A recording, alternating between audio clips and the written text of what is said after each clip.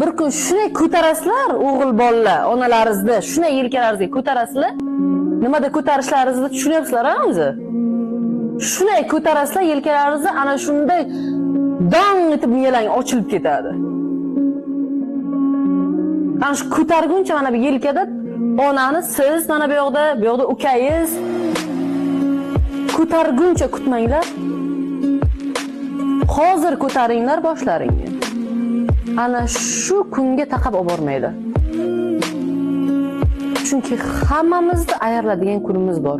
Yo biz ketamiz, yo ular. Dadangizdan hech bo'lmasa bir 2 marta tayoq yeganda eng baxtli ona ham, men eng baxtli onaman degan ona ham hech bo'lmasa dadalaringizdan eng kamida 2 marta tayoq yeganda bor oralaringizda bolalar kelib menga aytadi, onamni har kun uradi dadam deb. Har kun tayoq yeydigan onalarimiz bor-da. Dadalaringiz qo'ymadi. Qaynonasi qo'ymagan yashashga. Endi navbat bizaga.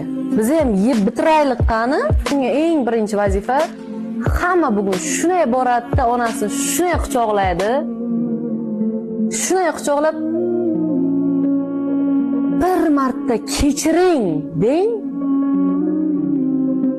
Shunaqa hamma narsa chiqib ketadi, ichingizdan yomon narsalar.